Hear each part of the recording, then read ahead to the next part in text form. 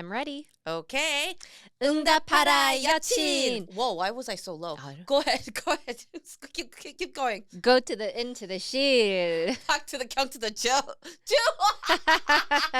Park Jong-jo?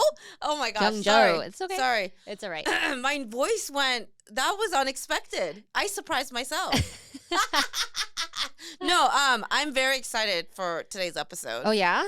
Because of the tea that you were about to spill, The but I was like, boricha. stop. Mm-hmm.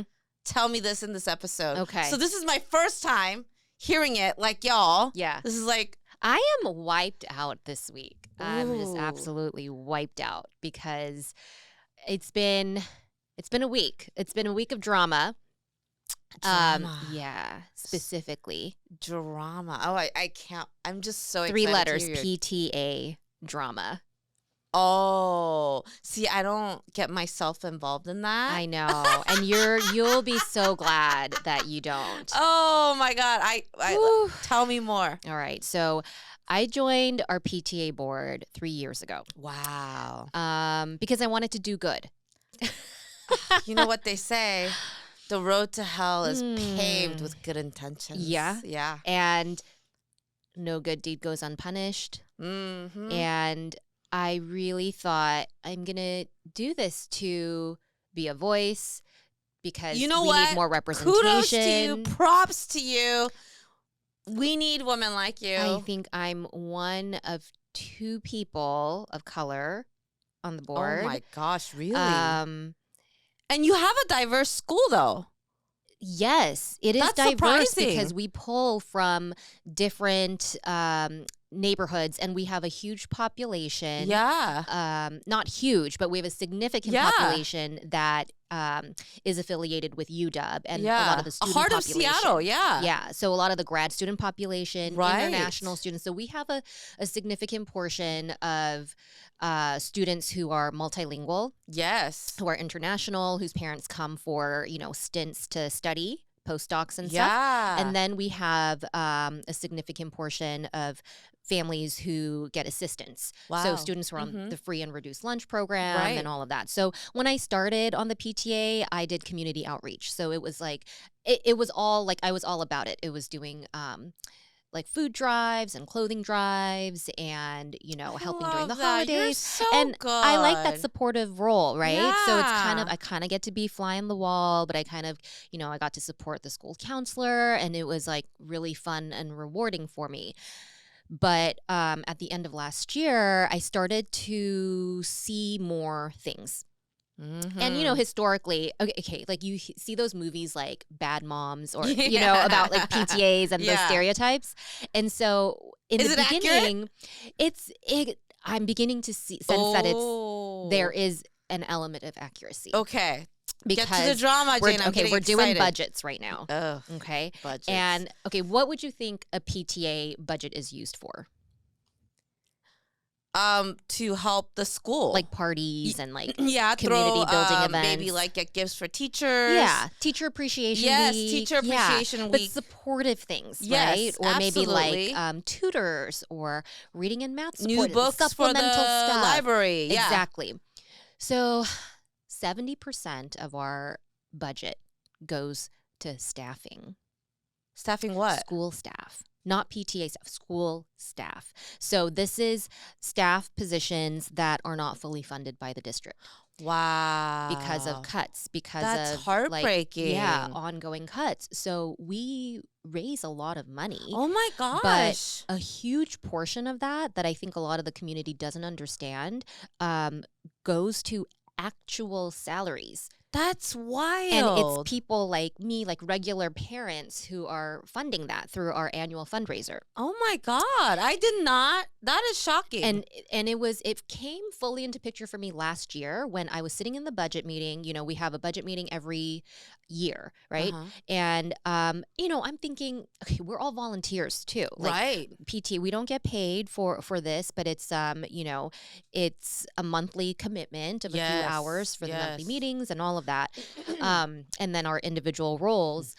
So this year I do communications. So it's mostly just communicating from the PTA to the school community. So it's like doing the newsletter or like sending out room parent emails and and all of that You stuff. would excel at that, of course. Yes. It was like a natural transition Yeah, for yeah, me, yeah, and I yeah. wasn't like thrilled about doing that, but I thought, okay, well, I can do it. Right. You're very, Yeah, and so experienced. I'm happy to lend my skills in that way. But last year I realized, why are we sitting here again? We're a volunteer board made mostly up of like self-nominated people because nobody wants to do this. Right. Okay. Yeah. And most of us are moms. We have one dad, but most of us are moms. And most of us either used to work full time or still work full time. Wow. Which I respect tremendously. And then some who like stay home, like me. Yeah. And so we're all moms. I was shocked that we're like voting on stuff that impacts the school. And I felt really uncomfortable last year Wow. just like making a decision on how to allocate these funds. Wow. But I voted with like what we historically did because like not the culture, but the history is, well, this is how we've funded it. Yeah. There's not really been much discussion, but this is just kind of what we do. This is just how we've been doing things. Yeah. And it will continue. Yeah. For example, like there are certain positions, like let's say a school counselor or a reading specialist that the district will provide for you, but not at full time.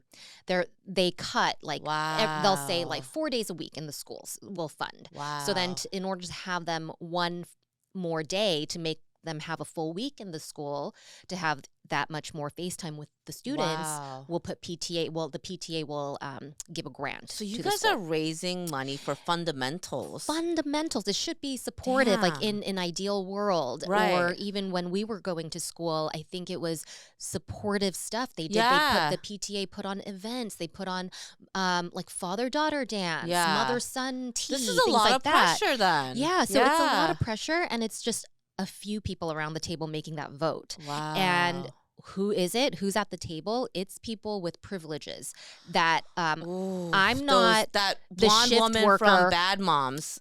Yeah.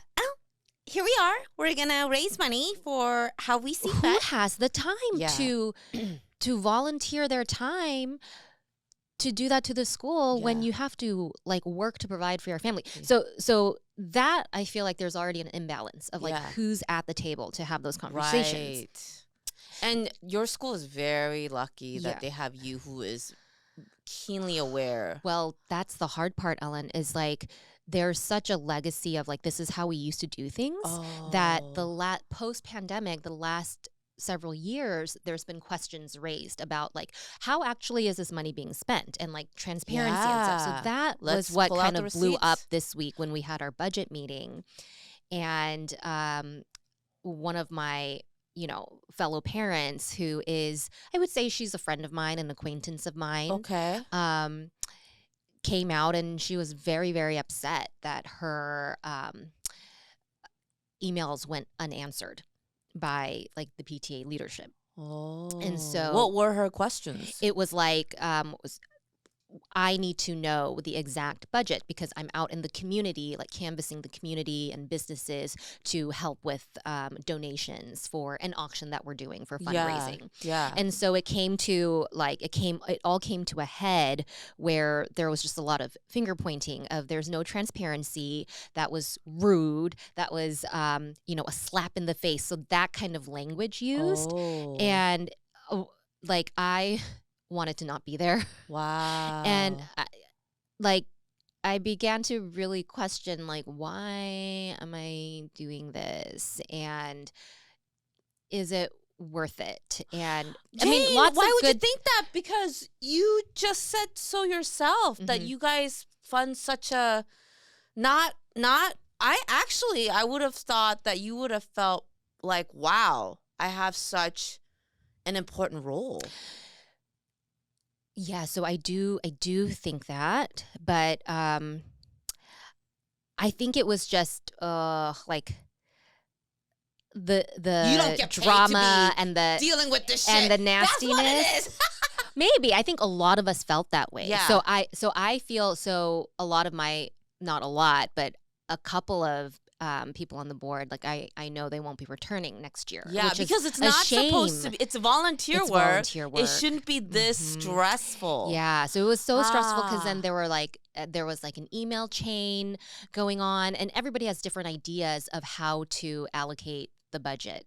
But Um, why can't they just pull up the receipts and say this is how money was spent? yeah, Everybody should have access to that. right, right. So they did do that. Our Okay. presidents did do that. And but what did there's you a lot of see? and the thing is, like, I can see both sides. Like there's people who want it all, like all the numbers posted on the website. Yes. But here's the thing that's happening in Seattle currently is this is a trend. This is a trend of neighborhood schools, public schools in wealthier neighborhoods where they have the fundraising power. And those schools in those districts per pupil get less funding from the district because priority is given to schools in lower income neighborhoods. So it's kind of like a weird, it's a paradox. Right. Because we get less funding per student. But we also have the power to fund that and subsidize that. Yeah. But it the more we shouldn't be do that way. Yeah. the more and more we do that and close those holes, the more Then the school, the more district likely thinks, is the oh, district. you really don't need us. Yeah. Oh, we keep cutting you, but you keep funding it to full time. All these positions. Clearly you don't. Yeah. So we're kind of in that dilemma right now. Yeah. And so it's like, and then at the same time, our school might be in a wealthy neighborhood, but we have students who need support. Right. And so honestly, I'm like, would they get that support if they were in their neighborhood schools or in a different school that gets more funding? Like that. Yeah. That's what is so conflicting to me. But recently there was an article. It was like on Como about this trend of PTAs raising a lot of money, and it's the question of should they be allowed to. And, a lot of the people they spoke with, like PTA members, and, they said this is the kind of the grim reality that we're dealing with. And if we don't raise that money, then we just deal with these cuts. And then we're at risk of losing families, especially the privileged families who can afford private school. They'll just go, And so we're lucky that we have a lot of families who choose to stay at Laurelhurst, but every year it's the question of like, why am I sending my kid here if they're going to cut music, they're going to cut art, or we only have a halftime counselor, and I know I want my kid to get that support from a social worker, so I will pull my kid out and take them to the next school or take them here where I know that they'll have this, and then they'll have like the academic rigor and all of that. So then while some people said we should post everything, like all the budget, we need transparency, some board members explained why and how that could work against us. Why can't it be kept just among the PTA members? It is. Okay. It is, yeah. So this is like people outside of the PTA because our meetings are open to everybody, especially the general board meetings anyway. So that's where we were getting some questions. So from people community outside members. of the PTA want to see the numbers. And so it was that like butting of heads, and there was no voice of reason. And so I'm sitting in this meeting went for like 2.5 hours. Oh my God! After a school day, it went from like 7 to 9:30 on Monday night. And you do I've not been get on paid enough emails. for that shit. I've been on emails since like this morning. Oh my God! So they like moved the Jane. budget meeting like 2 times, and it's just ongoing. So the question is, should we or should we not fund at current levels the staff? We haven't even talked about the other stuff that we need to fund, like programming, like assemblies, different things. And so I wasn't able to make, the meeting got moved. And so we didn't have a voting meeting last night like we were supposed to, but I sent in my vote by email thinking that it was going to be kept last night because I said, I'm so sorry, I have a prior commitment, I can't be there, but here are my thoughts. And I really don't like doing that. I don't like replying all, and but I had to do it for the record. Yeah. And so I just said, hey, these are my thoughts. I want to fund at at this level because of da da da. Here are my reasons. Yeah. And then I heard from several board members just replying to me, I 100% agree with you. I 100% agree with you. But not reply all. But not reply all, Oh, because it's right. like there's not a safe, it's not a They don't safe feel safe area. to be honest. Yeah, it's like the squeakiest wheel gets the oil. Yeah. And that's how it is right now. And there's a lot of, Ellen, just, it's a board made up mostly of women. And I think we as women constantly feel like we have to justify ourselves being in the room. So there's so much of like, well, when I'm a financial advisor and this is what I think. Oh. I'm a this and this is what I think, right? And I'm like, nobody is trying to diminish or deny that. And I just want us to acknowledge we all want what's best for the school. And why can't we just assume good intent? And like, instead of saying like, you like lack of transparency, why can't you just because we acknowledge? Have trust issues. Yeah, we do have trust issues. So it was like drama, and it was like a drama where I felt very ambiguous. Like I didn't know. It wasn't either or for me. Yeah, as most difficult things. And I think that's why it was so hard, because I'm like, I just feel I can't acknowledge. I'm like, this situation sucks. Like the state is not working for us. Yeah. The district continues to cut our funds, and who's losing out is the students, and then especially the student population who's are not represented, because most of us sitting here don't know what their needs are. I mean, we survey the school community, but it's not like it very.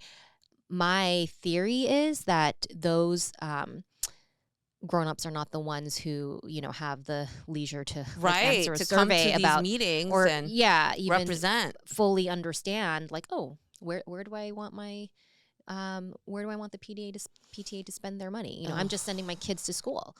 God, you're trying to do good things, but you're in between a rock and a hard place. That's what people say, right? Yeah. Oh. And I just want to keep it professional. Like that is what it is. But then there's so many, you get pulled into side conversations. Yeah, and people want you to pick sides. Clash.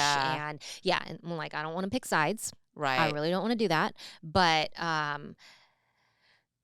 it's hard. And then these are people whose kids go to school with your kids, whose kids are friends with your kids. And you have to, it's not a big community. It's a small community. And so,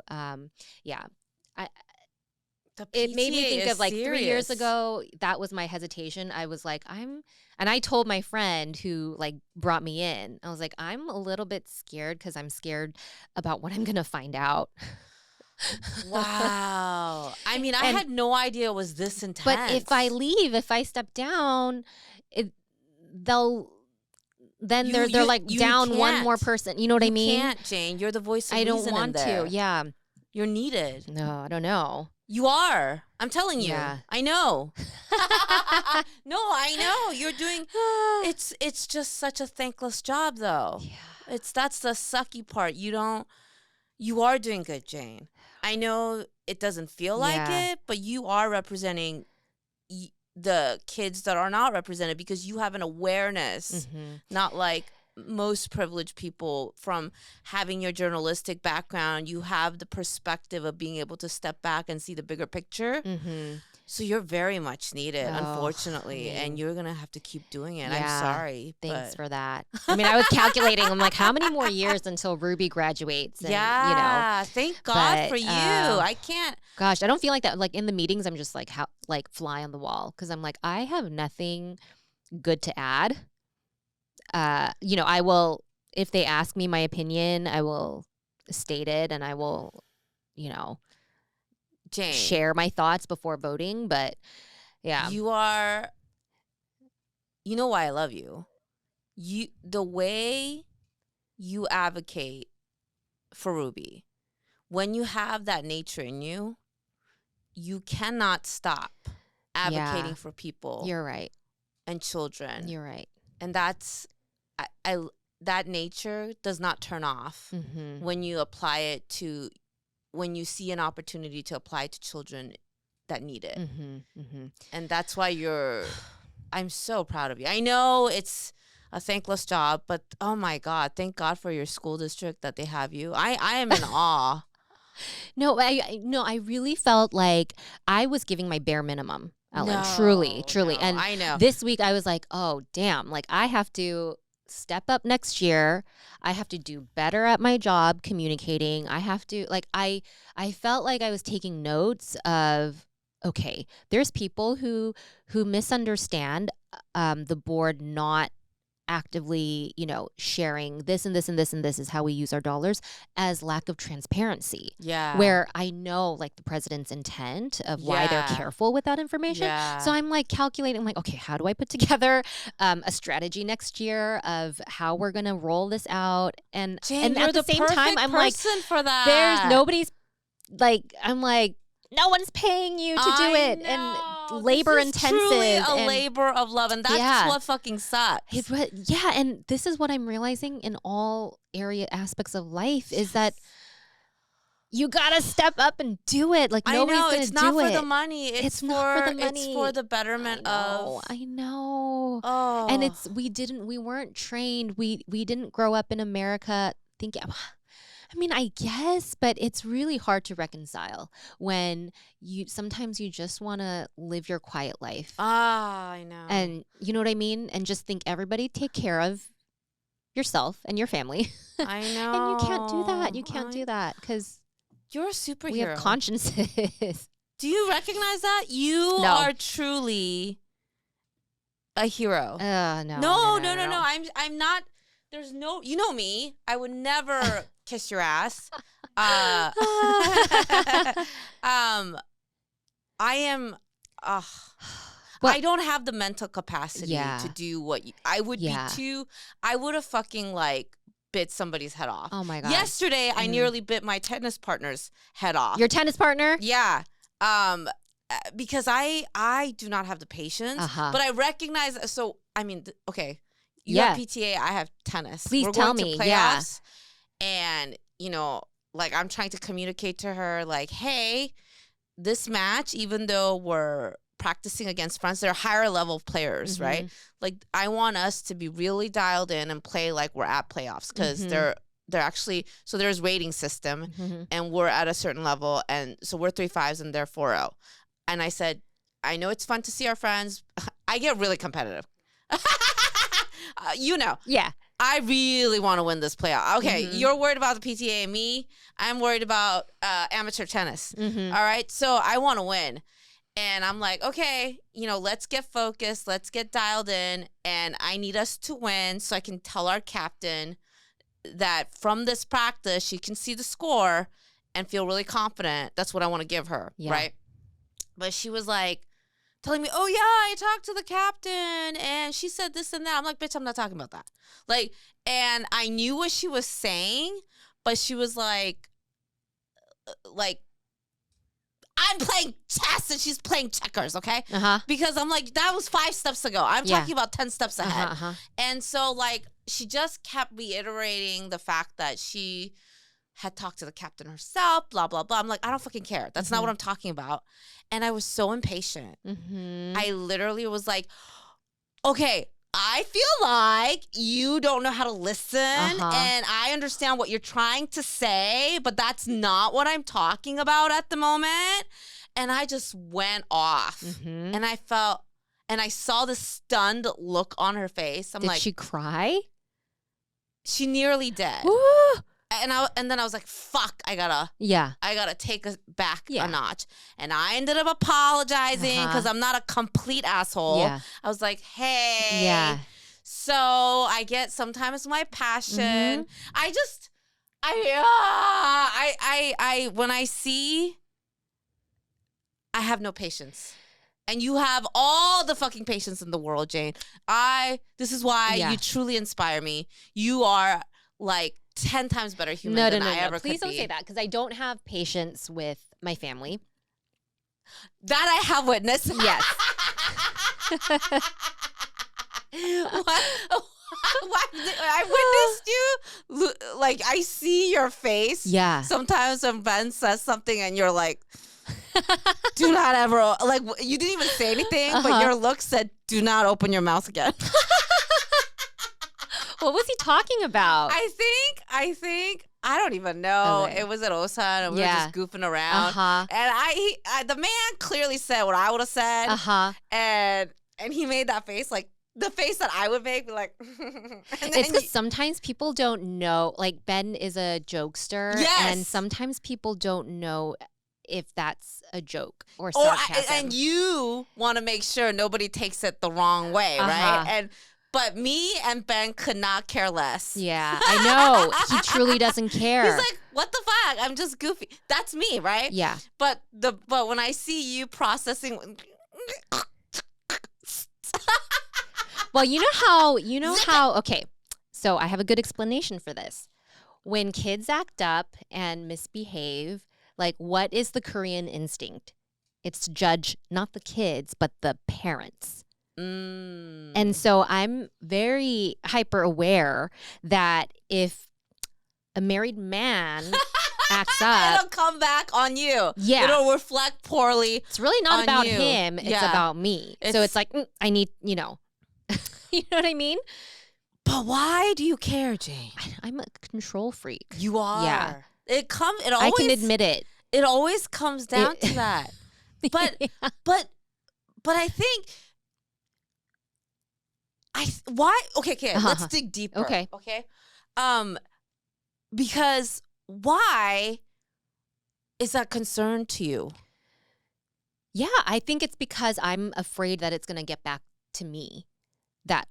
Why is it a concern if it gets back to me? Like, no. I am judged, or let's say worst case scenario, he behaves badly. It's a poor reflection. Somebody does perceive it to be a poor reflection of you. Why is that important? Because you know who Ben is. You know who you are. Right. So why does it matter? That's a really good question. It's something that I've become more aware of lately. Yeah. Saying like, oh, you know what? This stems from me caring about what of course it's human nature. Everybody cares. I mean, even myself included, even though as much as I say I don't give a fuck. I mean, I genuinely don't. Yeah. I only care about the people that I care about you. Seeing me in a certain way. Because my thing is, I don't have to reveal all my cards, and like, people don't need to know 100%. You know what? Of how I feel at all times. I can keep that to myself. So I'm always like, I reserve, depending on who the person is. Yeah. I'll reserve a certain percentage to myself. And I'm like, I don't have to say everything or express everything. And I'm the opposite. That I feel. I will say everything. Yeah. But that's so funny because I do.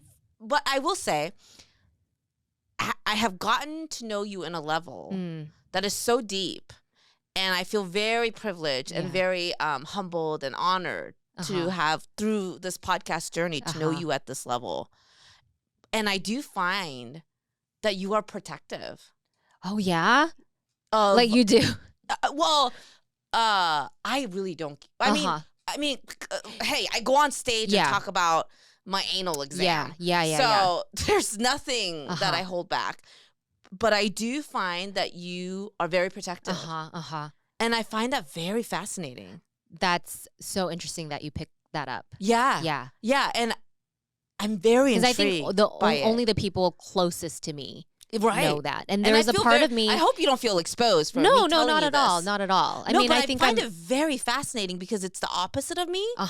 Like, I feel like I've gotten to a point where, for me, I've grappled with this idea that there is shame to be associated with who I am from my childhood traumas. I mean, sometimes I've been blatantly told, you are shame.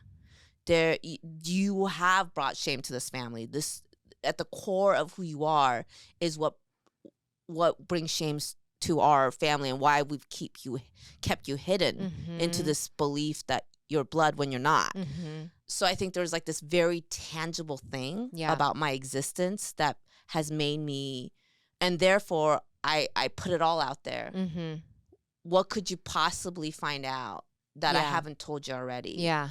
You will know exactly who I am because I'm not going to carry that weight. Mhm. So I've gone like the complete outside. I want you to hear from me who I am. Yeah. And if you bear any kind of ick factor in it, you can walk away first. So I think that's where my mental comes from. Yeah. But you are very protective of the core. I have a private self. Yes. Yeah. That part feels like nobody gets to come in there unless I allow it. Yeah. But it's not something that I think I actively do. It's just No. how I think it just move. has happened. Yeah. But I find it very fascinating. It's trust. And okay, my therapist sent me this it's about talk trust. on trust. Yeah.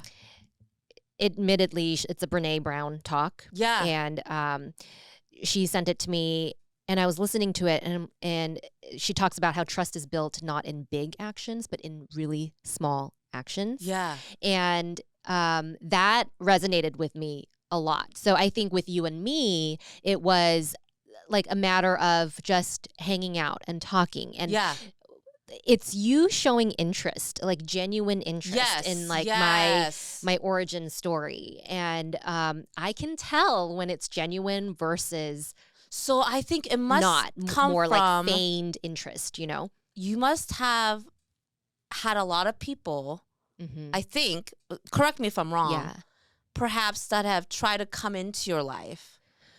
I think so. And feel like they know you. Yes. Bingo. I think when people are so set on like they've figured me out and I know you and you're this way and that, I'm like, that's really not how I am. But you're just making that judgment based on how I appear or how I talk or myself included. Yeah. Because when I first, and it was positive. All that I thought about you was all very positive. Like, oh wow, Jane is this like polished, perfect, like, and you still are those things to me.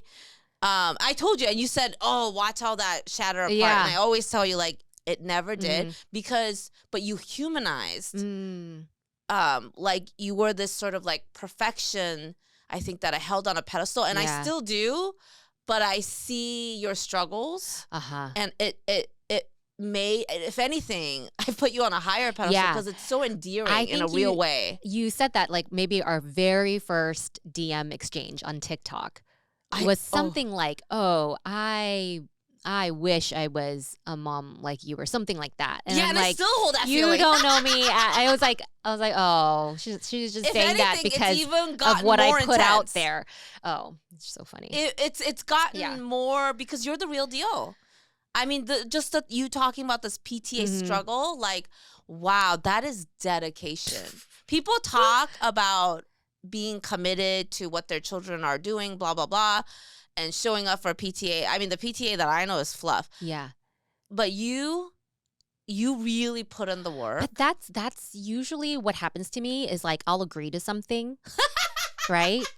And then in the process, then it'll win my loyalty or commitment or whatever. Yeah. But I don't dip. Like whenever I feel like you're the person who will be fully committed if you say you're going to do something. And I'm a little bit more tentative. I'm like, I'm willing to show up.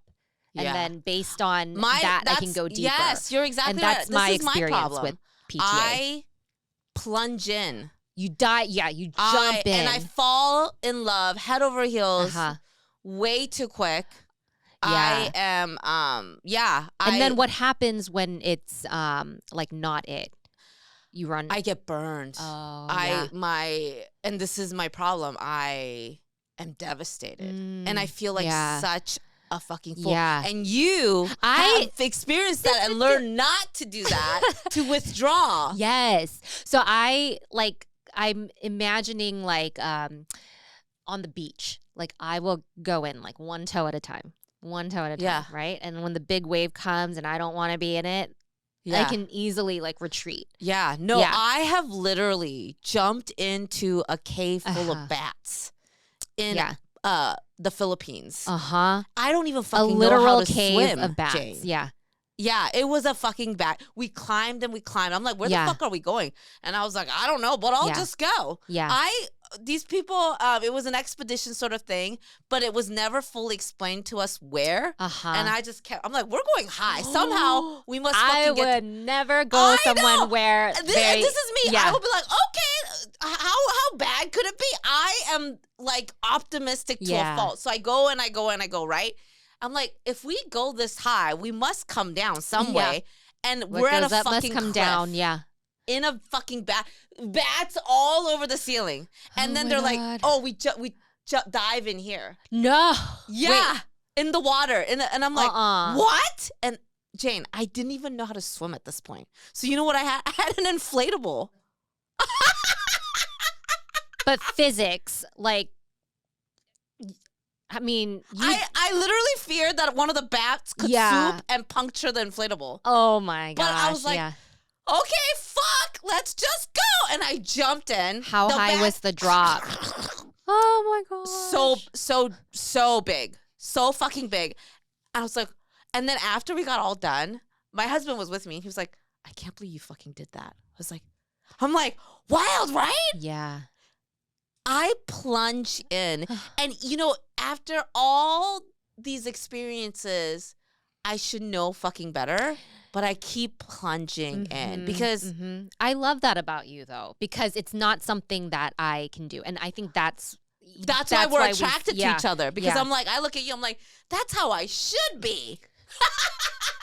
And then I'm like, oh, I should jump in a little bit more enthusiastically. I don't need to have all the answers before. But I have had so many experiences where this has burned, like blown up in my fucking face. However, there have been also great rewards.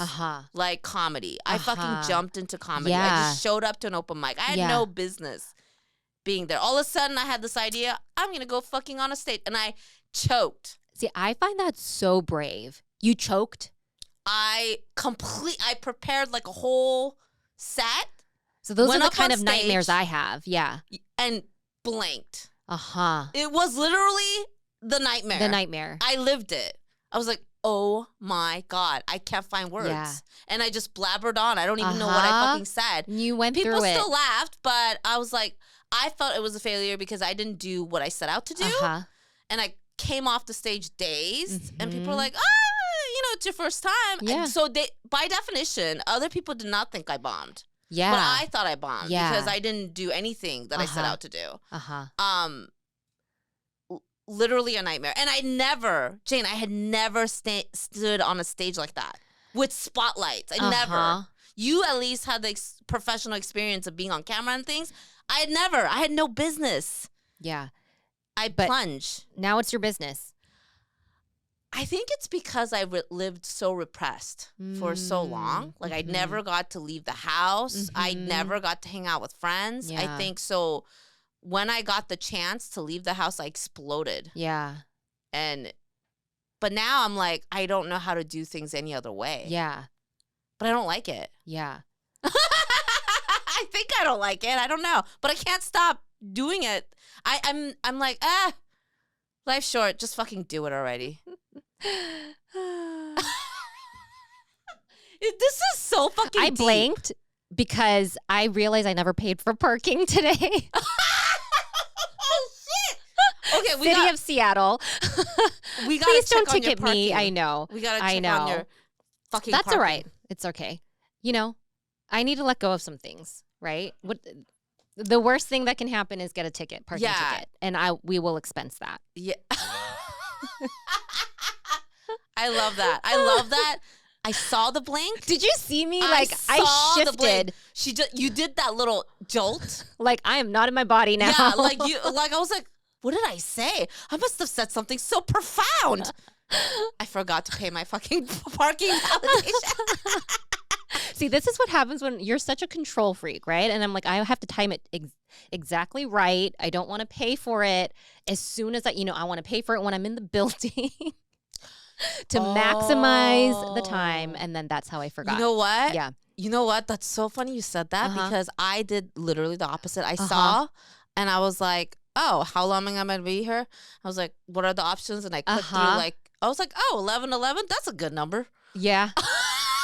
And I just started. I was like, I better just start fucking now because knowing me, I'll get a fucking ticket. Oh my gosh. Have you gotten one here? No. Okay. But yeah. Knock on wood. Okay, let's get out of here and get your ticket paid. Or not. Not ticket. Parking paid. Parking paid. Knock on Seattle. wood. Boom, boom, boom.